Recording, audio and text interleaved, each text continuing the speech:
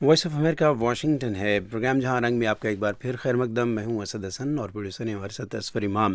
Programme کے اس حصے میں ہم بات کر رہے ہیں صدر ڈونلڈ ٹرمپ کی جانب سے ایک بار پھر کشمیر کے معاملے پہ پاکستان اور بھارت کے درمیان مصالحت یا مدد کے لیے تیار ہونے کا ان کا جو ٹویٹ ہے یا ان کا جو میسج ہے وائٹ ہاؤس سے، اس کے اوپر گفتگو ہو رہی ہے کہ کیا واشنگٹن یا صدر ڈونلڈ ٹرمپ بار بار اگر کشمیر کے معاملے پہ بات کرتے ہیں باقاعدہ حکمت عملی ہے یا محض جیسے بھارت کے اندر سے تجزیہ کار نے کہا اور باقی لوگ بھی یہ سمجھتے ہیں کہ ان کی پرسنالٹی کا یہ ایک حصہ ہے کہ وہ کچھ بھی کبھی بھی کہہ دیتے ہیں غیر متوقع طور پہ اور لوگوں کو حیران کر دیتے ہیں. قطعی اس کا مطلب یہ نہیں ہو سکتا کہ یہ واشنگٹن کی حکمت عملی ہے. ایمبیسڈر جلیل عباس جیلانی صاحب ہمارے ساتھ موجود ہیں، واشنگٹن میں سرو کر چکے ہیں بحیثیت سفارتکار سفیر پاکستان کے، اور اس وقت امریکہ کے اندر موجود ہیں اور تھنک ٹینک یہاں پہ امریکہ کے اندر تھنک ٹینک کے ساتھ ان کی وابستگی ہے. ایمبیسڈر صاحب بہت شکریہ آپ کا، تھینک یو سو مچ، آپ نے وائس آف امریکہ کے لیے وقت نکالا. جی السلام علیکم. جی وعلیکم السلام. جلیل عباس جیلانی صاحب یہ فرمائیے گا، صدر ڈونلڈ ٹرمپ کی جانب سے ایک بار پھر یہ کشمیر کے معاملے پہ پیشکش ہے کہ پاکستان اور بھارت اگر چاہیں تو ان کے معاملات کو بہتر بنانے میں مدد کر سکتا ہوں. یہ محض بیانات ہیں یا پھر باقاعدہ کوئی حکمت عملی ہے ان کے پیچھے؟ میں سے یہ سمجھتا ہوں کہ صدر ٹرمپ کی جانب سے جو کشمیر کے اوپر جو مصالحتی ایک پیشکش کی گئی ہے، وہ ایک تو اس بات کی نشاندہی کرتی ہے کہ امریکہ اور باقی ممالک میں کشمیر سے متعلق جو تشویش بڑھتی جا رہی ہے اور ساری دنیا میں ایک تاثر ابھر رہا ہے کہ کشمیر میں جس طریقے سے انسانی حقوق کی پامالی ہو رہی ہے اور جس طریقے سے ہندوستان کی موجودہ حکومت ایک فاشسٹ ایجنڈا پر گامزن ہے، تو اس کو کسی طریقے سے ایک طرح سے جس قدم پہ چل پڑی ہیں وہ حکومت، ہندوستان کی حکومت، اس کو کسی طریقے سے روکا جائے. اور یہ جو ایک تشویش ہے نہ صرف حکومتوں کی طرف سے ہے بلکہ بین الاقوامی میڈیا میں بھی آپ نے دیکھا ہوگا کہ کوئی بھی دن ایسا نہیں گزرتا جب نیو یارک ٹائمز یا واشنگٹن پوسٹ یا ایل اے ٹائمز یا شکاگو ٹریبیون، یہ تو امریکہ کے اخبارات ہیں، لیکن اس کے علاوہ دنیا کے کسی بھی اخبار کو اٹھا کے دیکھ لیجئے تو وہ مسلسل جو ہیومن رائٹس کی جو وائلیشنز ہو رہی ہیں اس کی. تو ہم جو صدر ٹرمپ کی ہے اس کو ہم سرٹنلی پاکستان اس کو ویلکم کرتا ہے کہ یہ ایک ان کی طرف سے ایک اچھا ایک قدم ہے، لیکن بدقسمتی سے جب تک ہندوستان اس چیز کو ایکسیپٹ نہیں کرے گا مصالحتی پیشکش کو تو بات آگے نہیں بڑھے گی. تو ایمبیسڈر صاحب آپ نے جن میڈیا کوریجز کی بات کی ہے اس سے فرق پڑتا ہے؟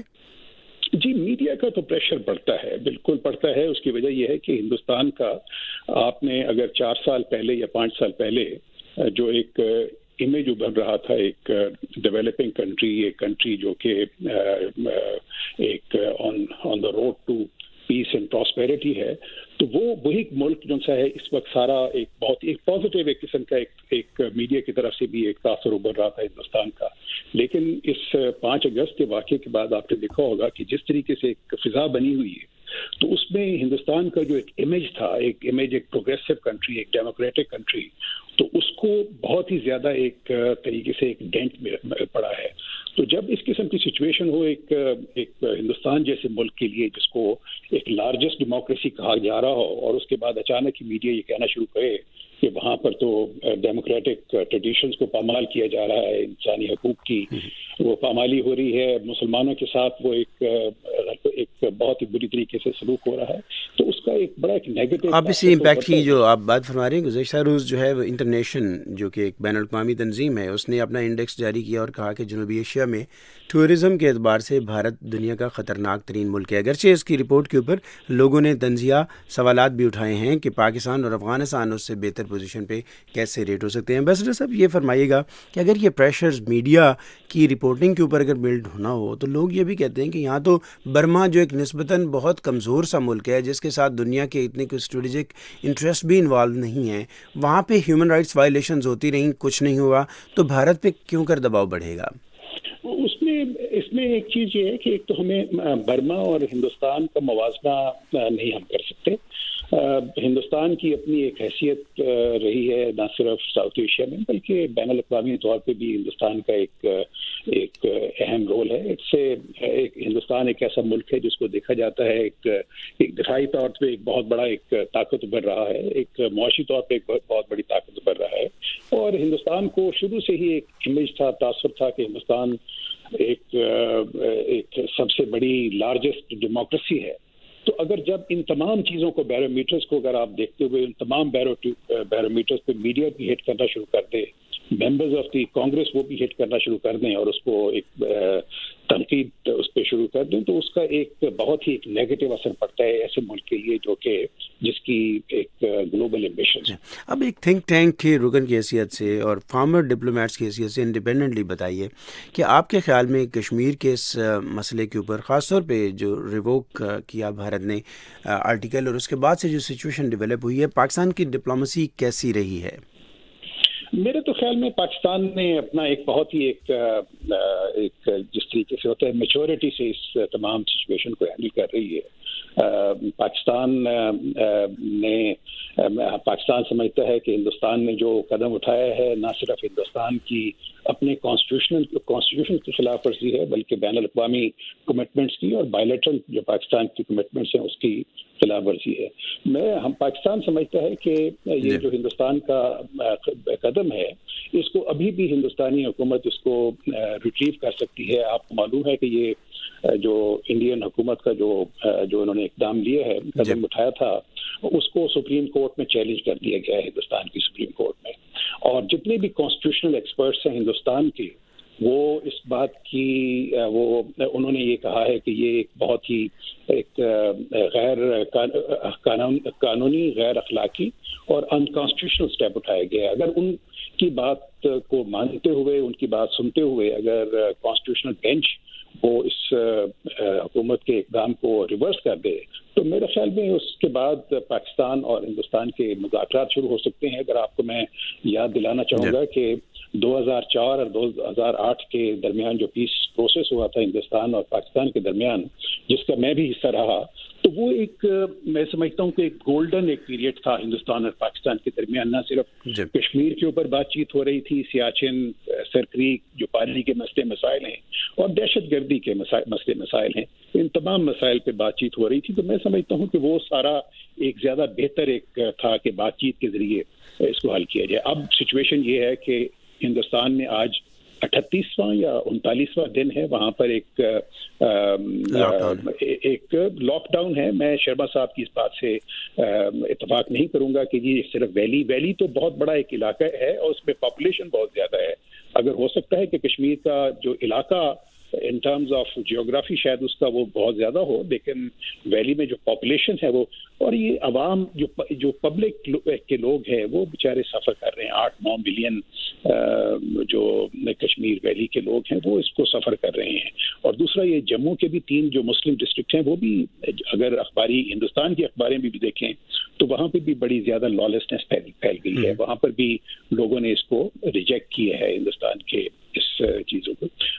تو یہ کہنے کا مقصد یہ ہے کہ یہ سچویشن ہندوستان کے لیے بھی کوئی اتنی اچھی سچویشن نہیں ہے. اور میں سمجھتا ہوں کہ جو پروڈنس ہے, جو ایک ریشنل ایک ہے اپروچ, وہ یہ ہوگی کہ کسی طریقے سے ہندوستان کے لیے بھی فائدہ مند ہوگا کہ اس سچویشن کو وہ ریورس کر کے پاکستان کے ساتھ بات چیت شروع کریں. امبیسڈر جیلانی صاحب, یہ فرمائیے گا کہ کشمیر پر پاکستان آواز اٹھا رہا ہے اور پاکستان کے وزیر خارجہ نے آج یہ کہا کہ ہم یہ آواز اٹھاتے رہیں گے بھلے ہم اکیلے کیوں نہ ہو جائیں, دنیا سے تنہا کیوں نہ ہو جائیں.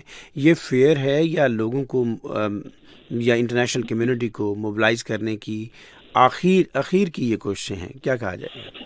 نہیں, میں تو آئسولیٹ تو میرے خیال میں آئی ڈونٹ نو کہ انہوں نے کس کانٹیکسٹ میں بات کی ہوگی وزیر خارجہ صاحب نے. پاکستان کو تو اگر آپ دیکھیں تو بے شمار ممالک نے اسی چیز کے اوپر, کشمیر کے ایشو کے اوپر وہ سپورٹ کیا. UN سیکیورٹی کونسل کا اجلاس جو کہ کافی لمبے عرصے کے بعد 2-3 دہائیوں کے بعد ہوا اسی کشمیر کی سچویشن کو ڈسکس کرنے کے لیے, تو وہ بھی ایک بہت بڑی, میں سمجھتا ہوں کہ ایک کامیابی پاکستان کی.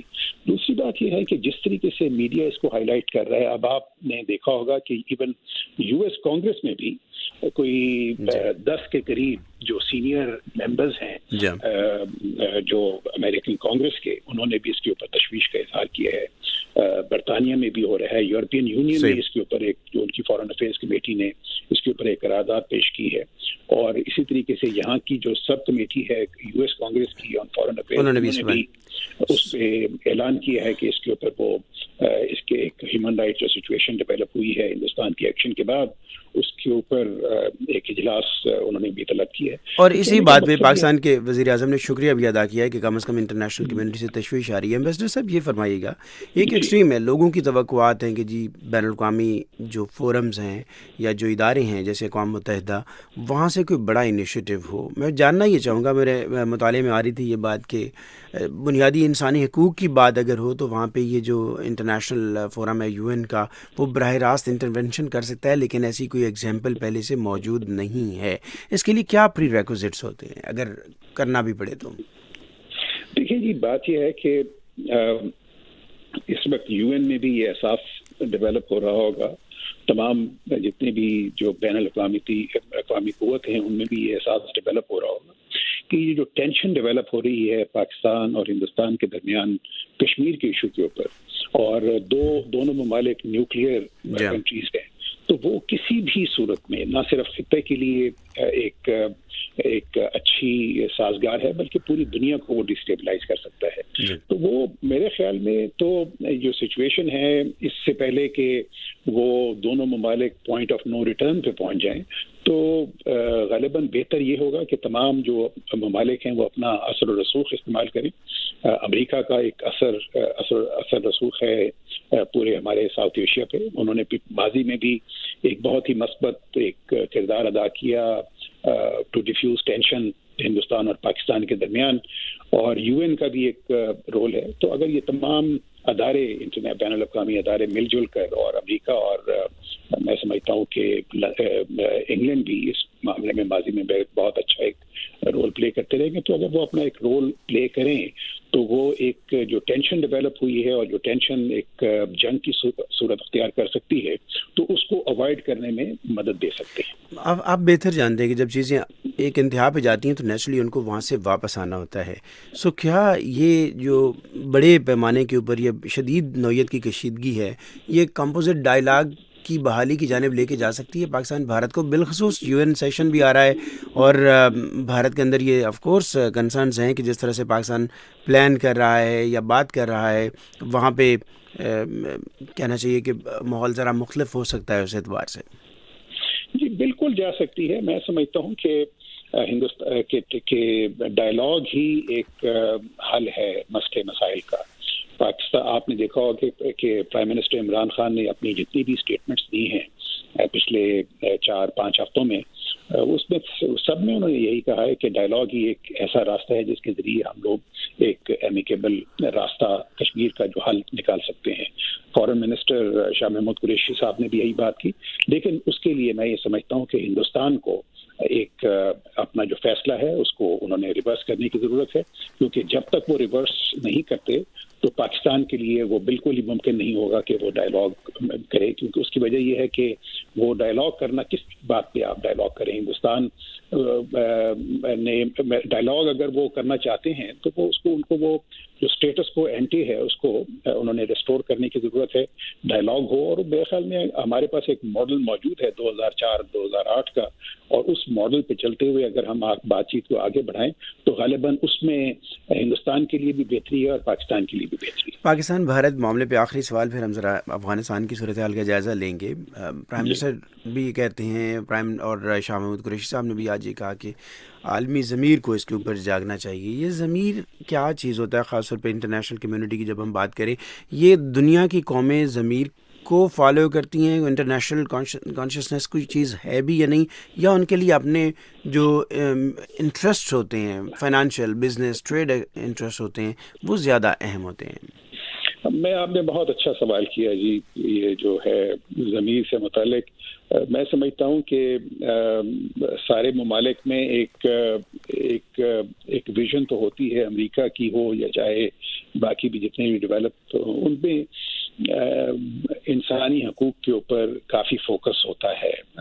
یہاں پہ آپ کو معلوم ہے کہ ایک ریلیجس فریڈم ایکٹ بھی ہے, اور یہاں پہ ہیومن رائٹس کے اوپر بھی ہر سال ایک رپورٹ نکلی جاتی ہے. اگر تو میں سمجھتا ہوں کہ یہ تمام ادارے جو اس چیز کو مانیٹر کرتے ہیں وہ ایک ایمانداری سے اپنا ایک فرض نبھائیں اور ان کو اختیارات کا استعمال کریں، تو میں سمجھتا ہوں کہ یہ ایک کشمیر کی جو موجودہ صورتحال ہے اور جس طریقے سے ہندوستان پرسیکیوشن کر رہا ہے مائنورٹیز کی اور مسلمس کی، تو اس کے اوپر بڑی آسانی سے سینکشن لگائی جا سکتی ہیں. لیکن اس کے علاوہ جب آپ نے یہ بات کی کہ وہاں پر جو ایک ان کے انٹرسٹ ہوتے ہیں، جیو اسٹریٹجک انٹرسٹ ہوتے ہیں، اکنامک انٹرسٹ ہوتے ہیں، وہ انفارچونیٹلی سم ٹائم وہ ڈومینیٹ کرتے ہیں ایک پالیسیز کو بھی اور ایک سوچ کو بھی. امبیسڈر جیلانی صاحب ہمارے ساتھ رہے گا. چند سیکنڈ کی بریک، اور بریک کے بعد واپس آتے ہیں اور بات کرتے ہیں افغانستان کے پیس پروسیس کے اوپر. VOA اردو اب آپ کے ہاتھ میں. پڑھیے، دیکھیے، سنیے، سیو کیجیے، فالو کیجیے. دور جانے کی ضرورت نہیں.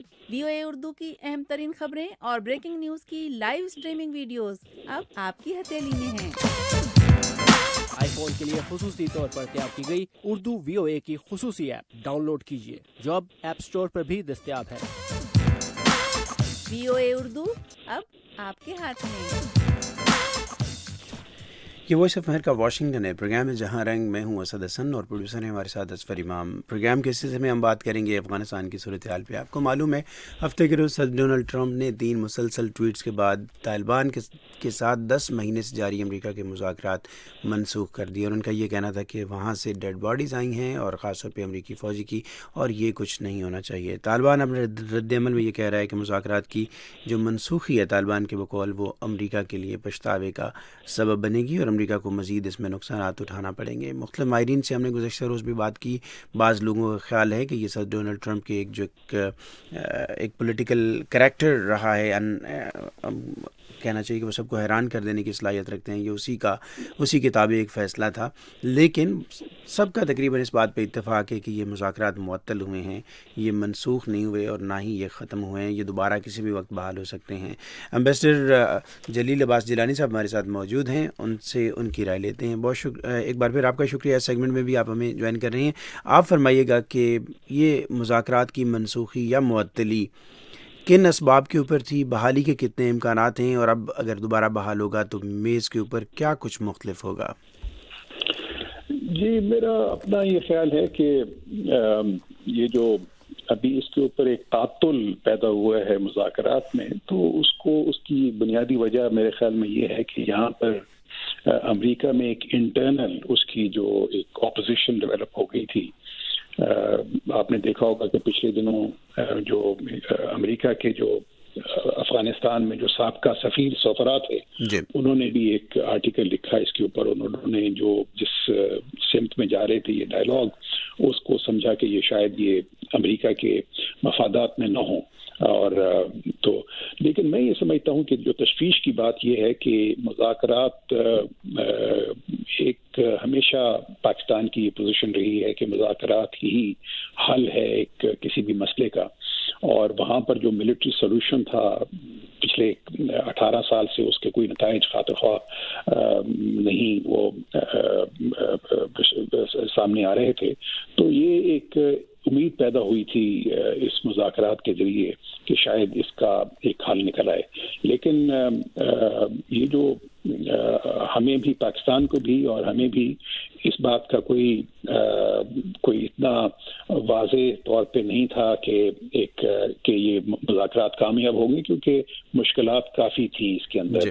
مشکلات میں ایک تو یہ تھا کہ افغانستان کے اندر انٹرنل کنسنسس بھی نہیں رہا مذاکرات کے حق میں. وہاں کی حکومت مسلسل ان مذاکرات کی مخالفت کرتی رہی ہے. اور دوسرا یہ تھا کہ امریکہ کے اندر بھی اس کی کوئی اتنی زیادہ مخالفت نہیں رہی، اور باقی کچھ خطے کے کچھ ممالک بشمول ہندوستان کے بھی اس مذاکرات کے مخالف رہے ہیں. تو اس وجہ سے ان مخالفت کی وجہ سے، مختلف انٹرنل مخالفت کی وجہ سے اس کے کچھ چانسز ویسے بھی کم نظر آ رہے تھے. لیکن میں یہ سمجھتا ہوں کہ یہ افغانستان کے لیے بھی اور پاکستان کے لیے بھی اور خطے کے دوسرے ممالک کے لیے بھی مشکلات میں اضافہ کر سکتے ہیں. باقاعدہ میں یہ کہہ رہا تھا کہ پاکستان نے اس کے اوپر ایک اسٹیٹمنٹ بھی ایشو کی ہے، جس کے اندر ہم نے یہ اس بات کی امید ظاہر کی ہے کہ پاکستان یہ امید کرتا ہے کہ یہ مذاکرات جلد از جلد دوبارہ بحال ہوں. پاکستان کی توقع ہے، ایکسپرٹس بھی یہ سمجھتے ہیں آپ کے، لیکن یہ مذاکرات باقاعدہ ایک معاہدے تک پہنچنے کے بعد جو ہیں وہ معطل ہوئے ہیں، سو کافی ایڈوانسمنٹ کے بعد، اور وہ بھی بالکل اچانک غیر متوقع طور پہ. سو بہرحال یہ پیش رفت ہے کہ ایک معاہدے تک تو پہنچے دونوں فریق، اس کے اندر اب اس کے نکات پہ اختلاف ہو سکتا ہے. جی، میں تو سمجھتا ہوں کہ ابھی بھی امید ہے کہ اس دوبارہ مذاکرات کو شروع کر کے اگر اس کے اندر کچھ ایسے ایلیمنٹس تھے جس کے اوپر کچھ دونوں سائڈز کو کوئی اس کو سیٹسفائی نہیں کیا، تو وہ دوبارہ ان بات چیت کو جو بحال کر کے اس کو شامل کیا جا سکتا ہے ایجنڈے میں. لیکن یہ ہے کہ اس کو بالکل ڈسٹرپٹ کرنا، میں سمجھتا ہوں کہ نہ امریکہ کے مفاد میں ہوگا، نہ افغانستان کے مفاد میں ہوگا، نہ ہی پاکستان اور باقی ممالک کے جو خطے کے ممالک ہیں ان کی مفاد میں ہوگا. آپ کے علم میں ہے کہ بڑے اہم اور مؤثر ہیں سینیٹر لنڈسی گراہم، جنہوں نے اسٹیٹمنٹ یہ دیا تھا کہ مکمل انخلاء جو ہے وہ بہت نقصان دہ ہوگا امریکی فوجوں کا، کم از کم 8,600 لوگ وہاں پہ رہنا چاہیے. اس سے پہلے پریزیڈنٹ ایک دن کہہ چکے تھے کہ ہم کسی بھی وقت نکال سکتے ہیں، لیکن پھر انہوں نے ریورس کیا اپنے اسٹیٹمنٹ کو. اب آج کی بھی جو ڈیولپمنٹ ہے اس میں فارن منسٹر نے واپس بلا لیا اپنے اسپیشل انوائے کو، زلمے خلیل زاد کو، اور یہ بھی کہا ٹرمپ ایڈمنسٹریشن نے اعلان کیا کہ افغانستان میں وہ اپنی فوجیں واپس نہیں بلا رہے. سو کیا اصل قضیہ بظاہر یہی نہیں لگتا کہ افغانستان کے اندر امریکی فوجوں کا مستقل قیام، جو کہ طالبان کی پہلی اور سخت کنڈیشن رہی ہے کہ مکمل انخلاء ہو، وہ رکاوٹ ہے؟ اور اگر اب امریکہ کی وہاں پہ فوجیں رہنا چاہتی ہیں تو کیا سمجھا جائے کہ یہ امریکہ کی اب سوچی سمجھی حکمت عملی ہے کہ انہیں وہاں پہ رہنا ہے؟ نہیں، آپ کو معلوم ہوگا کہ یہ جو معاہدہ ہو رہا تھا طالبان اور امریکہ کے درمیان، اس کے اندر تو ان تمام معاملات کے اوپر سمجھتا ہوں کہ ایک کنسنسس ڈیولپ ہو گیا تھا کہ طالبان اگری کر گئے تھے. دیکھیں، طالبان کی پوزیشن اگر آج سے مذاکرات سے پہلے کی دیکھیں اور یا آج سے چند سال پہلے کی دیکھیں تو اس میں کافی ان کی فلیکسیبلٹی آ گئی ہے. ایک زمانہ یہ تھا کہ وہ کسی بھی صورت میں افغانستان حکومت کے ساتھ بات چیت کرنے کو تیار بھی نہیں ہوتے تھے. اس کے بعد آپ نے دیکھا کہ جب مری میں ڈائلاگ ہوا تو اس کے اندر افغانستان حکومت کا ڈیلیگیشن تھا اور طالبان کے درمیان باقاعدہ باضابطہ مذاکرات ہوئے. تو وہ میں سمجھتا ہوں کہ ایک اچھی طریقے سے ایک دوسرا کانسٹیٹیوشنل ایسپیکٹ سے افغانستان کے اس کے اوپر بھی انہوں نے فلیکسیبلٹی شو کی. اور یہ جو آپ نے فوجوں کے انخلاء کی بات کی تو اس کے اوپر بھی میں سمجھتا ہوں کہ جو ہماری انڈرسٹینڈنگ یہ ہے کہ ایک جو تھا اتفاق ڈیولپ ہو گیا تھا کہ ایک کچھ جو امریکن ٹروپس ہیں وہ وہاں پہ رہ جائیں گے تاکہ وہ جو کاؤنٹر ٹیررزم یا اگر کوئی ایسی سچویشن ڈیولپ ہوتی ہے تو اس کو وہ ہینڈل کر سکیں گے. تو اس کے اوپر تو میں نہیں سمجھتا کہ طالبان کو بھی کوئی اعتراض ہو. آخری سوال امبیسڈر جلیل عباس جیلانی صاحب، یہ فرمائیے گا کہ پاکستان اگرچہ یہ کہتا رہا ہے کہ ہماری کوشش صرف اس حد تک ہے کہ طالبان کو مذاکرات کی میز پہ لائیں، معاہدہ ہوتا ہے یا نہیں ہوتا یہ فریقین کے اوپر اس کا انحصار ہے، اس کے باوجود اگر یہ معاہدہ نہیں ہوتا اور مذاکرات مکمل طور پہ معطل ہو یا منسوخ ہو جاتے ہیں تو اس کے کچھ برے یا اچھے اثرات یا اس کا کوئی فال بیک ہے پاکستان کے لیے؟ جی، پاکستان کے لیے اوپر لازمی بات یہ ہے کہ ہمارے لیے بہت ہی ایک پریشانی کی بات چیت ہوگی. اس کی وجہ یہ ہے کہ آپ نے دیکھا ہوگا کہ ایک ٹینڈنسی ہوتی ہے کہ جب حالات افغانستان میں خراب ہوتے ہیں تو پاکستان کو ایک اسکیپ بورڈ بنایا جاتا ہے. امریکہ میں بھی بنایا گیا ہے ماضی میں، افغانستان میں بھی بنایا گیا ہے، باقی اور ممالک بھی اس چیز کو ایکسپلائٹ کرنے کی کوشش کرتے ہیں. پچھلے جب سے مذاکرات شروع ہوئے تو ہمارے اوپر وہ ایک پاکستان کے خلاف پروپیگنڈا ہو رہا تھا افغانستان کی صورتحال سے متعلق، تو وہ پروپیگنڈا ختم ہو گیا تھا. تو ہمیں ایک تو نمبر 1 اس بات کا ڈر ہے کہ کہ وہ پروپیگنڈا دوبارہ شروع ہو جائے گا پاکستان کے خلاف. دوسری ایک اہم بات یہ ہے کہ اگر حالات خراب ہوتے ہیں افغانستان کے اندر تو آلریڈی پاکستان کے اندر 2-2.5 ملین افغان ریفیوجیز موجود ہیں. تو اگر اور مزید ریفیوجیز آنا شروع ہو جاتے ہیں پاکستان کے اندر تو وہ ایک ڈیولپ ہوگا ایک پرابلم.